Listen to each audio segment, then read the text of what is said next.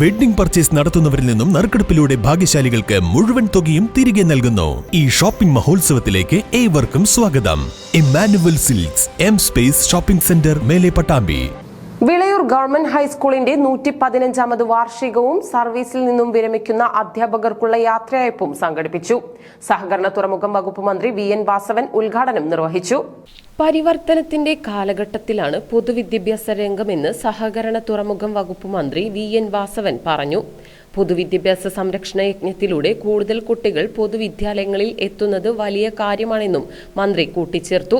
Vilayur government ഹൈസ്കൂളിന്റെ 115ാമത് വാർഷികവും സർവീസിൽ നിന്നും വിരമിക്കുന്ന അധ്യാപകർക്കുള്ള യാത്രയയപ്പ് ചടങ്ങും ഉദ്ഘാടനം ചെയ്ത് സംസാരിക്കുകയായിരുന്നു മന്ത്രി.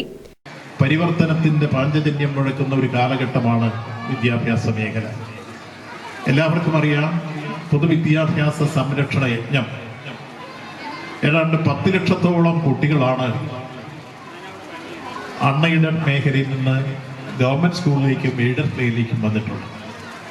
ഒരു ഘട്ടത്തിൽ അൺഎക്കണോമിക് എന്നുവെച്ചാൽ അനാദായകരം എന്ന് പറഞ്ഞ് പൂട്ടാനിരുന്ന 2000-ൽ പരം സ്കൂളുകൾ പൊതുവിദ്യാഭ്യാസ സംരക്ഷണ യജ്ഞത്തിന്റെ ഭാഗമായി ഏറ്റെടുക്കാനും നവീകരിക്കാനും അന്തർദേശീയ നിലവാരമുള്ള സ്കൂളുകൾ ഓരോ നിയോജകമണ്ഡലത്തിൽ ഒരെണ്ണം വീതം നിർമ്മിക്കാനും തീരുമാനിച്ചതിന്റെ ഫലമായി ആ പ്രവർത്തനം വളരെ വിജയകരമായി മുന്നോട്ട് പോയപ്പോഴാണ് നമ്മുടെ ദേശീയ തലത്തിൽ നീതി ആയോഗ് വിലയിരുത്തിയപ്പോൾ പൊതുവിദ്യാഭ്യാസ രംഗത്ത് ഇന്ത്യയിൽ കേരളം 1ാം സ്ഥാനത്ത് എന്ന നിലവാരം നമുക്ക് നേടിയെടുക്കാൻ കഴിഞ്ഞു.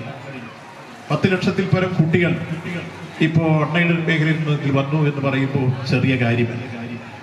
അതുകൊണ്ട് ഈ രംഗത്ത് ഗവൺമെന്റ് എടുക്കുന്ന സമീപനം വിദ്യാഭ്യാസ മേഖലയെ പൊതുവിൽ കൈപിടിച്ചുയർത്തി മുന്നോട്ട് കൊണ്ടുവരിക എന്നത് തന്നെയാണ്. ചടങ്ങിൽ മുഹമ്മദ് മുഹസിൻ MLA അധ്യക്ഷനായിരുന്നു.